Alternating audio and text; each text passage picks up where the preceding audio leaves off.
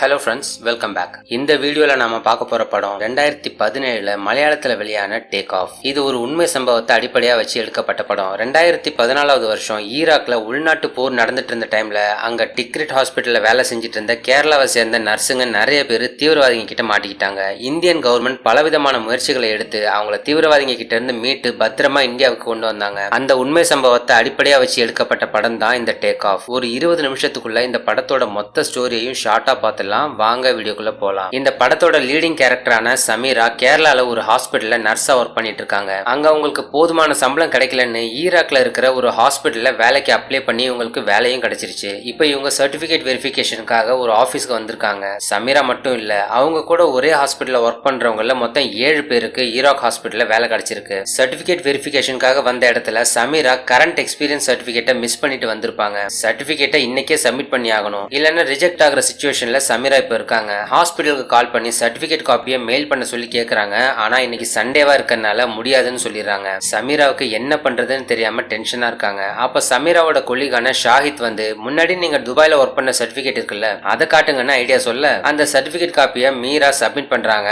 ஆனா இது 10 வருஷம் பழைய சர்டிபிகேட்டா இருக்கு, இதை நாங்க அக்செப்ட் பண்ண முடியாதுன்னு அந்த ஆபீசர் சொல்றாரு. அப்போ ஷாஹித் தான் அந்த ஆபீசர்ட்ட ரிக்வெஸ்ட் பண்ணி பேசுறாரு. ப்ளீஸ் சார், நாங்கெல்லாம் ஒரே ஹாஸ்பிட்டல் தான் ஒர்க் பண்றோம், இவங்களுக்கு ஒரு சான்ஸ் கொடுங்க, அவங்க எக்ஸ்பீரியன்ஸ் சர்டிபிகேட்டை நாளைக்கே சப்மிட் பண்ணிடுவாங்க, இது உங்களுக்கு கடைசி சான்ஸ்னு ரொம்ப ரிக்வெஸ்ட் பண்ணி கேட்கவும் அந்த ஆபீசர் மனசரங்கி, சரி நான் அப்ளிகேஷனை ஃபார்வர்ட் பண்றேன், ஆனா 3 நாளைக்குள்ள சர்டிபிகேட்டை ஹெட் ஆபீஸ்க்கு மெயில் பண்ணி ஆகணும்னு சொல்லி சமீராவோட அப்ளிகேஷனை அக்செப்ட் பண்ணிக்கிறாங்க. இன்னும் 6 மாசத்துல இவங்க எல்லாரும் ஈராக் போக போறாங்க. சமீராவுக்கு ஏற்கனவே கல்யாணம் ஆகி 10 வயசுல ஒரு பையன் இருக்கான், அவன் பேரு இப்ராஹிம். சமீராவை நர்சிங் படிக்க வைக்க அவங்க அப்பா கஷ்டப்பட்டு கடன் வாங்கி செலவு பண்ணாரு. இப்ப சமீரா வேலைக்கு போய் அந்த கடனை எல்லாம் கொஞ்சம் கொஞ்சமா அடைச்சிட்டு இருக்காங்க. கல்யாணத்துக்கு அப்புறமும் சமீரா வேலைக்கு போவாங்கிற கண்டிஷனுக்கு எல்லாரும் ஒத்துக்கிட்டு இருந்தாலும் இப்ப கல்யாணத்துக்கு அப்புறம் இவங்க இப்படி வேலைக்கு போறது அவங்க ஹஸ்பண்ட் ஃபைசலுக்கும் அவர் வீட்டை சேர்ந்தவங்களுக்கும் பிடிக்கல. சமீராவை வேலையை விட சொல்லி ஃபோர்ஸ் பண்ணிட்டே இருக்காங்க. இதனால இவங்க 2 பேருக்கும் கருத்து வேறுபாடு ஏற்பட்டு கடைசியில டிவோர்ஸ் பண்ணிட்டாங்க. இவங்க பையன் இப்ராஹிம் இப்போ அவங்க ஹஸ்பண்ட் கூட தான் இருக்கான். இவங்க 2 பேரும் இப்படி டிவோர்ஸ் பண்ணி பிரிஞ்ச விஷயம் எல்லாம் அவனுக்கு தெரியாது. அவனை பொறுத்த வரைக்கும் அம்மா வெளியூர்ல ஜாப்ல இருக்காங்கன்னு நினைச்சிட்டு இருக்கான். அடிக்கடி அம்மா கிட்ட கால் பண்ணி பேசுவான். எப்ப என்ன பார்க்க வருவீங்கன்னு கேட்டுக்கிட்டே இருப்பான். சமீராவும் ஏதாவது சொல்லி சமாளிப்பாங்க. ஷாஹித்க்கு சமீராவோட ஃபேமிலி சிச்சுவேஷன் எல்லாமே தெரியும். அவர் சமீராவை பத்தி நல்லா புரிஞ்சுக்கிட்டு அவங்கள விரும்புறாரு, அவங்கள கல்யாணம் பண்ணிக்கணும்னு ஆசைப்படுறாரு. அவரோட விருப்பத்தை சமீராட்டையும் சொல்லிட்டாரு. இன்ஃபேக்ட் ஷாஹித் இப்போ ஈராக்கு வேலைக்கு போறதே சமீராவுக்காக தான். வெளிநாடு போனாலும் அவங்க கூடவே இருக்கலாம்னு அவர் விரும்புறாரு. என்னதான் சமீராவுக்கு ஷாஹித் மேல ஒரு நல்ல அபிப்பிராயம் இருந்தாலும் இப்ப மறுபடியும் இன்னொரு கல்யாணம் பண்ணிக்கிற மனநிலைமையில சமீரா இல்ல. அவங்களோட குறிக்கோள் எல்லாம் வேலைக்கு போய் சம்பாதிச்சு அப்பாவோட கடனை எல்லாம் அடைக்கணுங்கிறது தான். சமீரா கிட்ட இருந்து பாசிட்டிவ் ரெஸ்பான்ஸ் எதுவும் வரலனாலும் ஷாஹித் மனம் தளராம என்னைக்காவது ஒரு நாள் சமீரா கிட்ட இருந்து ஒரு நல்ல பதில் வரும்னு வெயிட் பண்ணிட்டு இருக்காரு. சமீரா இப்ப வெளிநாட்டுக்கு வேலைக்கு போறதுல அவங்க அப்பா அம்மாவுக்கு ஆட்சேபனை இல்லைன்னாலும் சில சொந்தக்காரங்களுக்கு அது பிடிக்கல. நம்ம குடும்பத்துல எந்த ஒரு பொண்ணும் இப்படி தனியா அதுவும் வெளிநாட்டுக்கு போய் வேலை செஞ்சதெல்லாம் கிடையாது, அப்படி போனா 4 பேர் 4 விதமா பேசுவாங்க, அதனால நீ ஃபாரின் போற எண்ணத்தை விட்டுடு, வேணும்னா நமக்கு இருக்கிற ப்ராப்பர்ட்டியை வித்து கடன் எல்லாம் அடிச்சுக்கோன்னு அவங்க சொல்றாங்க. ஆனா ப்ராப்பர்ட்டியை விற்கிறதுல சமீராக்கு விருப்பம் இல்ல. இப்ப இவங்க இந்தியால வாங்குற சம்பளத்தை விட ஈராக்ல 4 மடங்கு அதிக சம்பளம் கிடைக்கும், அந்த வேலைக்கு போயே ஆகணுங்கிறதுல சமீரா உறுதியா இருக்கிறாங்க. விவாகரத்தான ஒரு பொண்ணு தனியா வெளிநாட்டுக்கு வேலைக்கு போறதுதான் சொந்தக்காரங்களுக்கு உறுத்துது. ஒருவேளை இன்னொரு கல்யாணம் பண்ணிக்கிட்டு ஹஸ்பண்ட் கூடவே வெளிநாடு போனா அவங்களால தடுக்க முடியாதுன்னு நினைக்கிற சமீரா ஒரு முடிவு எடுக்கிறாங்க. ஷாஹித் கிட்ட போய் அவரை கல்யாணம் பண்ணிக்க சம்மதம் சொல்றாங்க. சீக்கிரமா எங்க வீட்டுல வந்து பொண்ணு கேளுங்க, அதோட சமீராவும் என் கூட வேலைக்கு ஈராக் வருவான்னு ஸ்ட்ராங்கா சொல்லிடுன்னு சொல்றாங்க. ஷாஹித் இதனால ரொம்ப சந்தோஷப்படுறாரு. அது தொடர்ந்து ஷாஹித் சமீரா 2 பேர் வீட்லயும் இதை பத்தி பேசி கூடிய சீக்கிரமே 2 பேரும் கல்யாணம் பண்ணிக்கிறாங்க. கொஞ்ச நாள் இவங்க வாழ்க்கை நல்லபடியா போயிட்டு இருக்கு. சமீராவுக்கும் ஷாஹித்க்கும் ஈராக் போறதுக்கான விசா வந்துடுது. இன்னும் 4 மாசத்துல இவங்க எல்லாரும் ஈராக் போயிடுவாங்க. அதே நேரம் சமீராவோட எக்ஸ் ஹஸ்பண்ட் அவங்களுக்கு கால் பண்ணி, இப்ராஹிம்க்கும் இன்னும் 4 மாசத்துல ஸ்கூல் ஹாலிடேஸ் வருது, ஹாலிடேஸ் முடியற வரைக்கும் நீ தான் அவனை பாத்துக்கணும், நீ ஈராக் போனாலும் பரவாயில்ல, அங்கேயே கொண்டு வந்து அவனை நான் விட்டுறேன்னு அவர் சொல்றாரு. இந்த விஷயத்த ஷாஹித் கிட்ட சொல்லும் போது, ஒரு 2 மாசம் அவன் நம்ம கூட இருக்கல, எனக்கு எந்த ஆட்சேபனும் இல்லன்னு சொல்லிடுறாரு. கொஞ்ச நாள் சமீரா பிரெக்னென்ட் ஆயிடுறாங்க. ஆனா அதை நினைச்சு அவங்க சந்தோஷப்படல. இன்னும் சில மாசங்கள ஈராக் போற டைம்ல இப்படி பிரெக்னென்டா இருந்தா அது அவங்க வேலையை பாதிக்குமோன்னு பயப்படுறாங்க. அவங்க மாமியாரும் சமீரா பிரெக்னென்டா இருக்கறனால வேலையை விட குழந்தை தான் முக்கியம், ஈராக் போற பிளான கேன்சல் பண்ணிடுன்னு சொல்றாங்க. சமீராவுக்கு இதெல்லாம் நினைச்சு ஒரே ஸ்ட்ரெஸ் ஆகுது, மயங்கி விழுந்துடுறாங்க. அவங்களை செக் பண்ணி பாக்குற டாக்டர் சமீராவுக்கு தூக்கம் சரியா வரலன்னா அவங்க டேப்லெட்ஸ் யூஸ் பண்ணிட்டு இருக்காங்கன்னு தெரிஞ்சுக்கிறாங்க. நல்ல வேலையா குழந்தை சேஃபா இருக்கு, இனிமேலாவது ஜாக்கிரதையா இரு, தேவையில்லாத டேப்லெட்ஸ் எல்லாம் போடக்கூடாதுன்னு அட்வைஸ் பண்றாங்க. சமீரா எதனால டிப்ரெஸ்ஸா இருக்காங்கன்னு புரிஞ்சுக்கிற ஷாஹித், நீ பிரெக்னென்டா இருக்கனால வேலையெல்லாம் விட தேவையில்ல, நாம 2 பேரும் ஈராக்ல ஹாஸ்பிட்டல்ல தானே வேலை செய்ய போறோம், 9வது மாசம் வரைக்கும் வேலை செய்ய, பிரசவ வலி வந்துருச்சுன்னா உடனே பிரசவ வார்டுல அட்மிட் ஆயிரு, இந்த அளவுக்கு வசதி யாருக்கு கிடைக்கும்னு சொல்றாரு. சமீராவும் ஓரளவு சமாதானம் ஆயிடுறாங்க. மாசங்கள் கடந்து போகுது. சமீரா, ஷாஹித் அவங்களோட இன்னும் 5-6 பேர் ஈராக் போய் ரீச் ஆகுறாங்க. அங்க இவங்க எல்லாம் வேலை செய்ய போற ஹாஸ்பிட்டலோட மேனேஜர் இவங்களை ரிசீவ் பண்ணி கூட்டிட்டு போறாரு. இவங்க போற பஸ்ஸுக்கு முன்னாடியும் பின்னாடியும் ஃபுல் ஆர்மி ப்ரொடெக்ஷனோட இவங்களை கூட்டிட்டு போறாங்க. ஈராக்ல இப்போ உள்நாட்டு கிளர்ச்சி நடந்துட்டு இருக்கனால எங்க பார்த்தாலும் ஆர்மி ஆளுங்க கையில கன்னோட இருக்காங்க. இத பாக்குற இந்த நர்சஸ் எல்லாருக்கும் மனசுல கொஞ்சம் பயம் உண்டாகுது. எல்லாரும் டிக்ரிட்ல இருக்கிற ஒரு கவர்மெண்ட் டீச்சிங் ஹாஸ்பிட்டலுக்கு போறாங்க. இவங்க எல்லாரும் இனி இந்த ஹாஸ்பிட்டல்ல தான் ஒர்க் பண்ண போறாங்க. அங்க போனதுமே ஒரு எமர்ஜென்சி சிச்சுவேஷன், ஒரு பெரிய ஆக்சிடென்ட் ஏற்பட்டு அடிபட்டவங்க நிறைய பேர் அட்மிட் ஆயிருக்காங்க. அவங்கள ட்ரீட் பண்ண போதுமான நர்சஸ் இல்லனால இவங்கள வந்து அவங்களுக்கு ஃபர்ஸ்ட் எய்ட் கொடுக்க முடியுமான்னு கேக்குறாங்க. 10 மணி நேரம் டிராவல் பண்ணி இப்பதான் வந்து சேர்ந்திருக்கோம், உடனே எங்களால வேலை செய்ய முடியாதுன்னு சொல்லிட்டு மத்தவங்க எல்லாம் போயிடுறாங்க. ஆனா சமீராவும் ஷாஹிதும் மட்டும் உடனே ரெடி ஆயிட்டு பேஷண்ட்க்கு போய் ட்ரீட்மெண்ட் கொடுக்குறாங்க. அங்க ஏற்கனவே ஒர்க் பண்ணிட்டு இருந்த நர்சஸ் எல்லாம் ஏதோ பிரஷர்னால கொஞ்சம் கேர்லெஸ்ஸா ஒர்க் பண்ணிட்டு இருக்காங்க. ஷாஹிதும் சமீராவும் அப்படிலாம் இல்லாம சீரியஸா ரொம்ப கேர்ஃபுல்லா எல்லாருக்கும் ட்ரீட்மெண்ட் கொடுத்துட்டு இருக்காங்க. இவங்க 2 பேரோட ஒர்க்கை பார்த்து சீஃப் டாக்டர் இம்ப்ரெஸ் ஆகி 2 பேரையும் பாராட்டுறாரு. நாட்கள் கடந்து போகுது. சமீராவும் ஷாஹிதும் மத்த நர்சஸும் அந்த ஹாஸ்பிட்டல்ல தொடர்ந்து ஒர்க் பண்ண ஆரம்பிக்கிறாங்க. இவங்க இங்க வந்து 3 மாசம் ஆயிடுது. இவங்க பையன் இப்ராஹிம்க்கு ஹாலிடே ஸ்டார்ட் ஆனதும் சமீராவோட எக்ஸ் ஹஸ்பண்ட் ஃபைசல் இப்ராஹிமை ஈராக்கு கூட்டிட்டு வந்துடுறாரு. சமீரா ஏர்போர்ட்டுக்கு வந்து அவனை ரிசீவ் பண்றாங்க. ஃபைசல் என்ன சொல்றாருன்னா, பிசினஸ் முன்ன மாதிரி இல்ல, ரொம்ப டல்லா இருக்கு, என்னால ஒர்க்கர்ஸ்க்கு சம்பளம் கூட கொடுக்க முடியல, இந்த சிச்சுவேஷன்ல இப்ராஹிமை பாத்துக்கிறது ரொம்ப சிரமமா இருக்கு, அதனால இனி நிரந்தரமா உன் கூடவே இருக்கட்டும்னு சொல்றாரு. சமீராவும் அதுக்கு ஒத்துக்கிறாங்க. அப்புறம் இப்ராஹிமோட திங்ஸ் எல்லாம் கொடுத்துட்டு ஃபைசல் இந்தியாவுக்கு கிளம்புறாரு. ஏர்போர்ட்ல இருந்து ஹாஸ்பிட்டல் போற வழியில, இனிமே நீ அப்பா கூட இருக்க போறதில்ல, என் கூட இங்கதான் இருக்க போற, இனி உனக்கு நான் மட்டும் தான் இருக்கேன், நீ இங்கே ஒரு ஸ்கூல்ல சேர்ந்து படிக்கலான்னு எல்லா விஷயத்தையும் சமீரா அவன்கிட்ட சொல்லிடுறாங்க.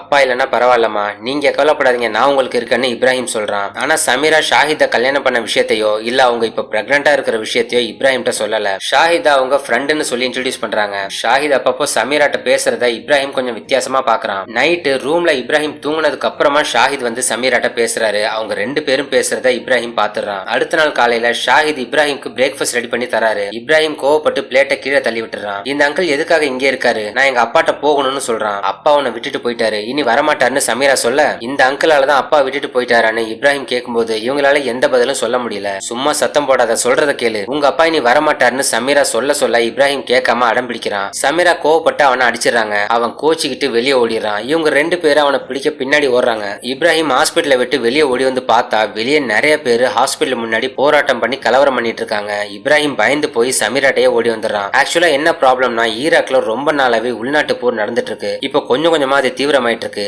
ISIS தீவிரவாதிங்க இதுல சம்பந்தப்பட்டிருக்காங்க. பல இடங்கள்ல தாக்குதல் நடந்து நிறைய மக்கள் இறந்து போறாங்க. காயமடைஞ்சவங்க எல்லாம் நிறைய பேர் ட்ரீட்மெண்ட்காக ஹாஸ்பிட்டல் வராங்க. இங்க ஹாஸ்பிட்டல்ல இவங்களால சமாளிக்க முடியல. அதனால ரொம்ப கிரிட்டிக்கலா இருக்கிற பேஷண்ட்ஸை மொசூலுக்கு ஷிஃப்ட் பண்ண போறதால அங்க ஒர்க் பண்றதுக்காக சப்போர்ட்டிங் ஸ்டாஃப் கொஞ்சம் பேர் போகணும். ஷாஹித் அங்க போறதா வாலண்டியரா ஒத்துக்கிட்டு கிளம்புறாரு. திரும்ப வர 2 வாரம் ஆகும். ஆனா அங்க போறது அவ்வளவு சேஃபும் இல்ல, என்ன வேணாலும் ஆகலாம். அதனால சமீரா அவர் அங்க போக வேணா, இங்கே இருக்க சொல்லி சொல்றாங்க. இப்ராஹிம்காக போக போறியா, நாம அவன்கிட்ட சொல்லி புரிய வைக்கலான்னு சமீரா சொல்ல, சொல்லி புரிய வைக்கலாம், ஆனா அவன் புரிஞ்சிக்க கொஞ்சம் டைம் வேணும், அது வரைக்கும் நான் அங்க இருக்கேன்னு சொல்லிட்டு ஷாஹித் கிளம்புறாரு. அன்னைக்கு நைட்டே ஒரு ஷாக்கிங் நியூஸ் வருது. மொசூல்ல ISIS ஆளுங்க பெரிய அளவுல தாக்குதல் நடத்திட்டாங்க. இப்ப மொசூல் சுட்டிய ISIS கட்டுப்பாட்டுல தான் இருக்குன்னு சொல்றாங்க. பதறி போன சமீரா ஷாஹித்க்கு கால் பண்ணா லைன் கிடைக்க மாட்டேங்குது. அவருக்கு என்ன ஆச்சுன்னு பயந்து போய் ஹாஸ்பிட்டல் மேனேஜர்ட்ட போய் ஹெல்ப் கேக்குறாங்க. அவர் என்ன சொல்றாருன்னா, மொசூல் இப்ப அந்த ISIS கட்டுப்பாட்டுல இருக்கு, ஈராக் கவர்மெண்டாலேயே ஒன்னும் பண்ண முடியாது, வேணும்னா நான் உங்களை இந்தியன் எம்பசி கூட்டிட்டு போறேன், அங்க இருக்கிற ஆபீசர்ஸ் கிட்ட உங்க பிரச்சனையை சொல்லுங்க, அவங்க உங்களுக்கு உதவி செய்வாங்கன்னு அவர் சொல்றாரு.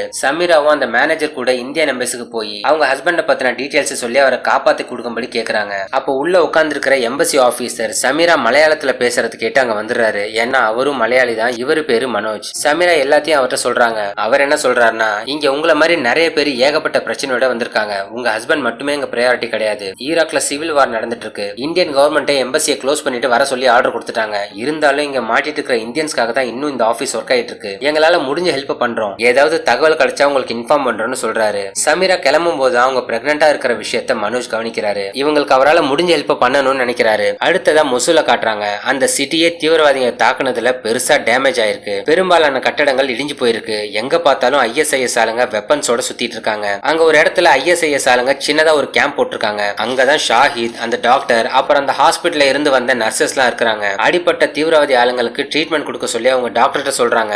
ஆனா அவரு தீவிரவாதிகளுக்கு எல்லாம் என்னால ட்ரீட்மெண்ட் கொடுக்க முடியாதுன்னு ஸ்ட்ராங்கா சொல்றாரு. எவ்வளவு சொல்லி பார்த்து டாக்டர் கேட்கறனால உடனே அவங்க டாக்டரை ஷூட் பண்ணி கொன்னுறாங்க. ஷாஹிதும் மத்தவங்களுக்கும் ஒரே அதிர்ச்சியா இருக்கு. இங்க எம்பசில இருந்து அந்த ஹாஸ்பிட்டல் மேனேஜரும் சமீராவும் திரும்பி டிக்கெட் ஹாஸ்பிட்டலுக்கு வந்துட்டு இருக்கும்போது அங்க வழியில சில தீவிரவாதிங்க கார் வரத பார்த்துட்டு ஷூட் பண்றாங்க. மேனேஜர் பயந்து போய் காரை நிப்பாட்டிட்டு இறங்கி ஓடுறாரு. ஆனா உடனே அவங்க அவரை சுட்டு கொன்னுறாங்க. சொல்றாங்க. சமீராட்ட ஐடியா காட்ட சொல்றாங்க. இவங்களும் ஐடியா காட்டி நான் ஒரு நர்ஸ்னு சொன்னதும் அவங்க சமீராவை அந்த ஹாஸ்பிட்டலுக்கு கூட்டிட்டு போறாங்க. அங்க போய் பார்த்தா அந்த ஹாஸ்பிட்டல்ல தீவிரவாதிங்க அட்டாக் பண்ணி அவங்க கண்ட்ரோலுக்கு கொண்டு வந்துட்டாங்க. அங்க செக்யூரிட்டிக்கு இருந்த ஆர்மி ஆளுங்களும் இன்னும் நிறைய பேரும் செத்துட்டாங்க. இவங்க கூட ஒர்க் பண்ண நர்சஸ் மட்டும் தான் இருக்காங்க. இப்ராஹிம் அங்கதான் சேஃபா இருக்கான், ஆனா ரொம்ப பயந்து போயிருக்கான். இந்த டிக்ரிட் ஹாஸ்பிட்டல்ல இவங்க பிளாக்ல மட்டும் மொத்தம் 24 நர்சஸ் இருக்காங்க. ஆபீசர் மனோஜ் சமீராக்கு கால் பண்ணி பேசுறாரு. உங்க ஹஸ்பண்ட் மொசூல்ல ஒரு ரெபல்ஸ் கேம்ப்ல இருக்காருன்னு நாங்க சந்தேகப்படுறோம். சோ நாங்க ஒரு ரெஸ்கியூ ஆபரேஷன் பிளான் பண்ணிருக்கோம். நீங்க எப்படி இருக்கீங்கன்னு கேக்குறாரு. சமீரா இங்க சிச்சுவேஷனை சொல்றாங்க. சரி நீங்க சேஃபா இருங்கன்னு அவர் சொல்றாரு. அன்னைக்கு நைட் எல்லாரும் தூங்கிட்டு இருக்கும்போது திடீர்னு யாரோ கதவு தட்டுறாங்க.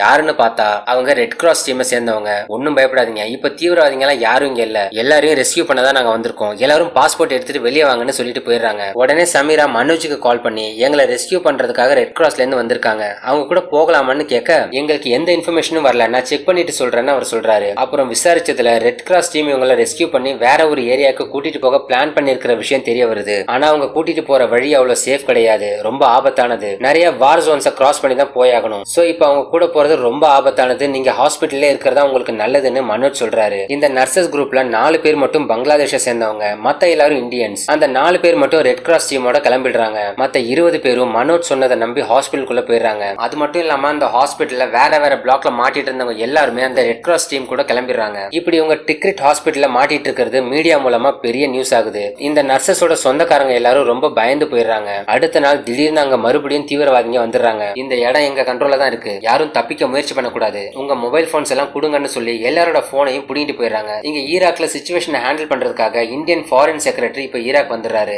நிலைமை எப்படி இருக்குன்னு மனோஜ்ட விசாரிக்கிறாரு. அப்பதான் இவங்களுக்கு ஒரு நியூஸ் வருது. முத நாள் நைட்டு ரெட் கிராஸ் டீம்ல இருந்து வந்து நர்சஸ் எல்லாம் ரெஸ்கியூ பண்ணிட்டு போனாங்க இல்லையா, அவங்க போற வழியிலே தீவிரவாதிங்க அவங்க மேல தாக்குதல் நடத்தினதுல எல்லாருமே இறந்துட்டாங்கன்னு நியூஸ் வருது. நல்ல வழியா ரெட் கிராஸ் டீம் கூட போக வேணான்னு மனோஜ் எடுத்த டெசிஷனால இப்போ இந்தியன் நர்சஸ் எல்லாரும் தப்பிச்சிட்டாங்க. அங்க மொசூல்ல தீவிரவாதிங்க பேஸ் கேம்ப காட்டுறாங்க. இங்கதான் ஷாஹிதும் இருக்கிறாரு. அவர் வேற வழி இல்லாம அடிப்பட்ட தீவிரவாதி ஆளுங்களுக்கு முடிஞ்ச வரைக்கும் ட்ரீட்மெண்ட் கொடுக்கறாரு. அப்போ அந்த இடத்துல திடீர்னு ஈராக் ஆர்மி ஒரு அட்டாக் நடத்துறாங்க. அதுல தீவிரவாதிங்க சில பேரும் அவங்க பணைய கைதியா வச்சிருந்த பொதுமக்கள் சிலரும் இறந்து போயிடுறாங்க. ஆனா ஷாஹித்க்கு ஒன்னும் ஆகல, அவரு தப்பிச்சிடுறாரு. ஐஎஸ்ஐஎஸ் தீவிரவாதிகள்ல ஒரு குரூப் இப்ப டிக்ரிட் ஹாஸ்பிட்டல்ல அவங்களோட சேஃப் பேஸா வச்சிருக்காங்க. ஏன்னா இந்த ஹாஸ்பிட்டல் ஏரியாவை ஆர்மி நோ ஃபயர் ஜோன் அறிவிச்சிருக்காங்க. அதோட இப்ப அங்க இருக்கிற 20 நர்சஸையும் தீவிரவாதிகளோட பாதுகாப்புக்காக ஒரு ஹியூமன் ஷீல்டா யூஸ் பண்ணிட்டு இருக்காங்க. இப்ப எல்லாரோட மொபைல்ஸையும் அவங்க புடிங்கி வச்சிருக்கிறதுனால அவங்களோட எப்படி கம்யூனிகேட் பண்றதுன்னு யோசிக்கும் போது மனோஜ் ஒரு பிளான் பண்றாரு. இப்ப நர்சஸ் தங்கி இருக்கிற ஹாஸ்பிட்டல் ஏரியா நோ ஃபயர் ஜோனா இருக்கு, முதல்ல அதை கேன்சல் பண்ணணும். அப்புறம் ஈராக் ஆர்மிட்ட சொல்லி ஹாஸ்பிட்டல் கிட்ட சின்னதா ஒரு அட்டாக் நடத்தணும். அப்படி நடத்தினா இனி அங்க இருக்கிறது சேஃப் இல்லன்னு நினைச்சு தீவிரவாதிங்க அங்க இருந்து காலி பண்ணிட்டு போகணும்னு பாப்பாங்க.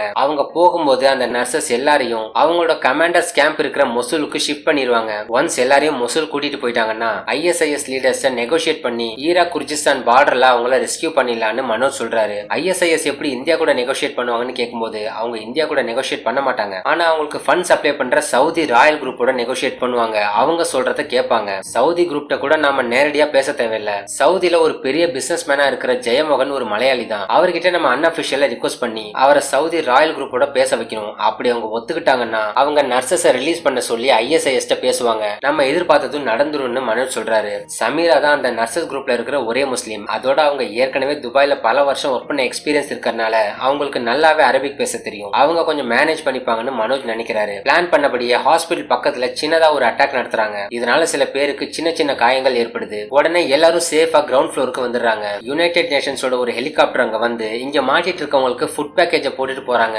தீவிரவாதிங்க அதை கலெக்ட் பண்ணி நர்சஸ் கிட்ட கொடுக்குறாங்க. எல்லாரும் இதை சாப்பிட்டுட்டு ரெடியா இருங்க, நாம மொசூல் போக போறோம்னு சொல்றாங்க. இவங்க அந்த ஃபுட் பேக்கேஜ் எல்லாம் எடுத்து ஓபன் பண்ணி பார்க்கும்போது ஃபுட்டோட ஒரு சேட்டலைட் போனை அதுல மறைச்சு வச்சிருக்காங்க. இதுவும் சமீரா கூட கம்யூனிகேட் பண்றதுக்காக மனோஜ் போட்ட பிளான் தான். சமீரா போனை ஆன் பண்ணதும் மனோஜ் அவங்களுக்கு கால் பண்றாரு. சார் அவங்க எங்க எல்லாரையும் மொசூலுக்கு கூட்டிட்டு போறதா சொல்றாங்கன்னு சமீரா சொல்ல, ஆமா சமீரா நாங்க ஒரு பிளானை எக்ஸிக்யூட் பண்ணிட்டு இருக்கோம், அதுபடிதான் நடந்துட்டு இருக்கு, நீங்க அவங்க கூட போங்க, மிச்சத்தை நாங்க பாத்துக்கிறோம்னு சொல்றாங்க. மனோஜும் உடனே சவுதியில இருக்கிற பிசினஸ் மேன் ஜெயமோகனுக்கு கால் பண்ணி நிலைமையை எடுத்து சொல்லி சவுதி ராயல் குரூப்ட பேச சொல்றாரு. அவர் முதல்ல இதுக்கு ஒத்துக்கலனாலும் ஈராக்ல மாட்டிட்டு இருக்கிற இந்தியன்ஸ் பத்தி டிவில நியூஸ் வருது. அவங்களோட ரிலேட்டிவ்ஸ் எல்லாம் வேதனைப்பட்டு அழறத பார்த்து மனசரங்கி அவரும் ஒத்துக்கிறாரு. அதே சமயம் இந்தியன் ஃபாரின் மினிஸ்டர்ட்ட மனோஜோட பிளான சொல்லும்போது அவங்க அந்த பிளானை ஏத்துக்க மாட்டாங்க. ஐஎஸ்ஐஎஸ் கிட்ட அன்அபிஷியலா நெகோஷியேட் பண்ற பிளானை டிராப் பண்ணுங்க, நர்சஸ் எல்லாரையும் நாம ஈராக் ஆர்மியை வச்சு ரெஸ்கியூ பண்ணலாம்னு சொல்லிடுறாங்க. இந்த விஷயத்தை செக்ரட்டரி மனோஜ் கிட்ட சொல்லும்போது ஆர்மி ஆபரேஷன் பண்ண இன்னும் ரொம்ப ரிஸ்க் ஆயிடும், இந்த ஒண்ணுதான் சேஃபான பிளான், இதை எக்ஸிக்யூட் பண்ணியே ஆகணும், வேற வழி இல்ல, இதோட ஃபுல் ரெஸ்பான்சிபிலிட்டியை நான் எடுத்துக்கிறேன், பிளானை எக்ஸிக்யூட் பண்ணி நர்சஸை ரெஸ்கியூ பண்றேன்னு சொல்றாரு. மனோஜ் மறுபடியும் ஜெயமோகன் ஜெயமோகனுக்கு கால் பண்றாரு.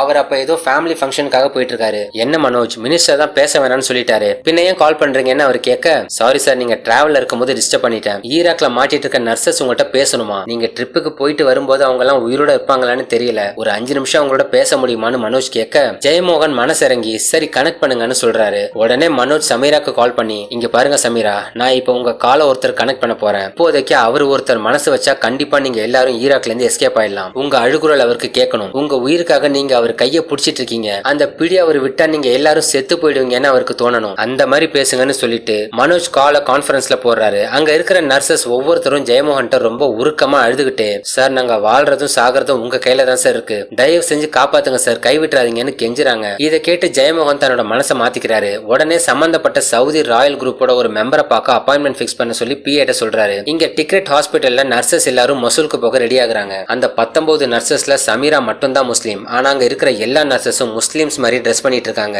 இது மனோஜோட ஐடியா தான். இவங்க போற வழியில நிறைய செக் போஸ்ட் இருக்கும். அங்க இருக்கவங்க எல்லாரும் ரொம்ப ஆபத்தான தீவிரவாதிங்க. எல்லாருமே முஸ்லிம்ஸ். அவங்க முஸ்லிம்ஸ் இல்லாத மத்த மதத்தை சேர்ந்தவங்கள எதிரியா பாப்பாங்க. உங்களை யாராவது ஒருத்தர் முஸ்லிம்ஸ் இல்லைன்னு அவங்களுக்கு தெரிஞ்சா கூட ஆபத்து தான். சோ நீங்க எல்லாரும் முஸ்லிம்ஸ்னு அவங்க நம்பணும். அதுக்கேத்த மாதிரி ட்ரெஸ் பண்ணிக்கோங்க. எல்லாருக்கும் நமாஸ் பண்றது எப்படின்னு சொல்லி கொடுங்க. வேற எந்த விதமான அதர் ரிலிஜியன் சிம்பிளும் உங்கள்கிட்ட இருக்க கூடாது. உங்களோட எல்லா டாக்குமெண்ட்ஸ், பாஸ்போர்ட் எல்லாத்தையும் எரிச்சிருங்க. அது மூலமா கூட அவங்க உங்களை பத்தி தெரிஞ்சுப்பாங்கன்னு மனோஜ் இன்ஸ்ட்ரக்ஷன் கொடுத்திருப்பாரு. சமீராவும் அதுபடி எல்லா நர்சஸ்க்கும் சொல்லி கொடுத்து ரெடி பண்ணிருக்காங்க. எல்லாரும் பஸ்ல ஏறி கிளம்புறாங்க. இவங்க பஸ் ஹாஸ்பிட்டலை விட்டு கிளம்பின அடுத்த 5வது செகண்ட் அந்த ஹாஸ்பிட்டல்ல ஒரு மிசைல் வந்து அடிச்சு மொத்தமா அழிஞ்சிடுது. நல்ல வழியா நர்சஸ்க்கு எதுவும் ஆகல. பஸ் முன்னேறி போயிட்டு இருக்கு. ஜெயமோகனும் Saudi royal family member Sulaiman ஷேக்கை மீட் பண்ணி பேசுறாரு. அவர்கிட்ட ஈராக்ல மாட்டிட்டு இருக்க இந்தியன் நர்சஸோட நிலைமையை எடுத்து சொல்லி ISIS பேசி எப்படியாவது அவங்கள காப்பாத்த சொல்லி கேக்குறாரு. அவரும் அதுக்கு ஒத்துக்கிறாரு. அதை தொடர்ந்து நர்சஸ் எல்லாம் மொசூலுக்கு வந்துடுறாங்க.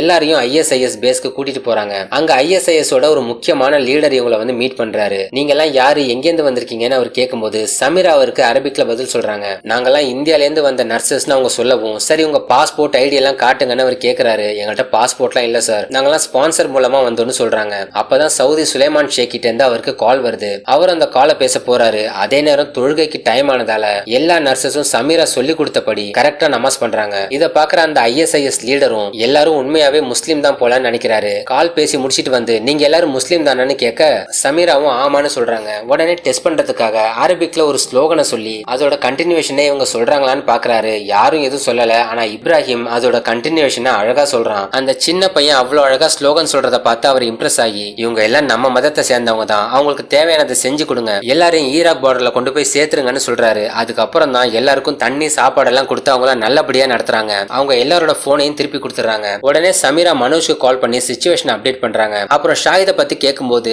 சாரி சமீரா, எங்களுக்கு கிடைச்ச தகவல் படி ஷாஹித் இருந்த இடத்துல நடத்தப்பட்ட தாக்குதல்ல அவர் இறந்து போயிருப்பாருன்னு சந்தேகப்படுறோம்னு மனோஜ் சொல்லவும் சமீரா கதறி அழுகுறாங்க. மத்த நர்சஸ்ல அவங்களுக்கு ஆறுதல் சொல்றாங்க. இத பாக்குற அந்த ISIS லீடர் என்ன விஷயம்னு கேட்டு தெரிஞ்சுக்கிறாரு. அடுத்த நாள் காலையில சமீராவையும் இப்ராஹிமையும் மட்டும் எங்கேயோ கூட்டிட்டு போறாங்க. இவங்க போற இடம் மொசூல்ல இருக்கிற ISIS கேம்ப் தான். இங்கதான் ஷாஹிதும் மத்தவங்களும் தீவிரவாதிங்க கிட்ட மாட்டிட்டு இருந்தாங்க. அங்க போனதும் இங்க அவனோட ஹஸ்பண்ட் இருக்கானு போய் பாருன்னு அவங்க சொல்ல சமீராவும் இப்ராஹிமும் அங்க போறாங்க. இவங்க போற அதே டைம்ல அங்க தீவிரவாதிங்க கிட்ட மாட்டின அப்பாவி ஆளுங்க எல்லாரையும் சுட்டு கொல்றதுக்காக கண்ணை கட்டி முட்டி போட வச்சு ரெடி பண்ணிட்டு இருக்காங்க. அதுல ஷாஹிதும் ஒருத்தர். எல்லாரையும் ஷூட் பண்ணி கொல்றதுக்கு கொஞ்ச நேரம் முன்னாடி சமீரா அங்க வந்துட்டதுனால ஷூட் பண்றவன கொஞ்ச நேரம் வெயிட் பண்ண சொல்றாங்க. அங்க ஷாஹிதும் இருக்கிறத சமீராவும் இப்ராஹிமும் பாத்துறாங்க. அவரை பார்த்ததுக்கு அப்புறம் தான் சமீராவுக்கு உயிரே வருது. அவர் உயிரோட திரும்ப கிடைச்சதுல சமீராவுக்கு ரொம்ப சந்தோஷம். அவரை மட்டும் ரிலீஸ் பண்ணி சமீரா கூட அனுப்பி வைக்கிறாங்க. நல்ல வேளையா கடைசி நேரத்துல ஷாஹித் உயிர் தப்பிச்சிட்டாரு. அதுக்கப்புறமா எல்லாரையும் ஒரு பஸ்ல ஏத்திட்டு ஈராக் குர்திஸ்தான் பார்டருக்கு கூட்டிட்டு போறாங்க. அங்க ஏற்கனவே இவங்களை ரிசீவ் பண்ணிட்டு போறதுக்காக மனோஜ் ஒரு பஸ்ஸோட வந்து வெயிட் பண்ணிட்டு இருக்காரு. நர்சஸ் எல்லாம் சேஃபா பார்டர்ல ரீச் ஆகுறாங்க. பஸ்ல இருந்து எல்லாரும் இறங்கும் போது அவங்க கூட சமீராவோட ஹஸ்பண்ட் ஷாஹிதும் இருக்கிறத பார்த்துட்டு மனோஜ் சந்தோஷப்படுறாரு. மனோஜ் எல்லாரையும் ரிசீவ் பண்ணி ஏர்போர்ட் கூட்டிட்டு போறாரு. அங்கிருந்து ஒரு ஸ்பெஷல் பிளைட் மூலமா எல்லாரும் இந்தியா கிளம்புறாங்க. சமீரா போல்டா ஸ்ட்ராங்கா இருந்து கோஆபரேட் பண்ணதால எல்லாரும் சேஃபா தப்பிச்சிட்டாங்க. அதோட துபாய் பிசினஸ்மேன் ஜெயமோகனும் நர்சஸை ரெஸ்கியூ பண்ணதுல ஒரு முக்கியமான ரோல் பிளே பண்ணிருக்காரு. கிளைமேக்ஸ்ல 2014 ரெஸ்கியூ பண்ணப்பட்ட நர்சஸோட உண்மையான வீடியோ ஃபுட்டேஜ் எல்லாம் காட்டுறாங்க. அண்ட் இதோட இந்த படமும் முடியுது.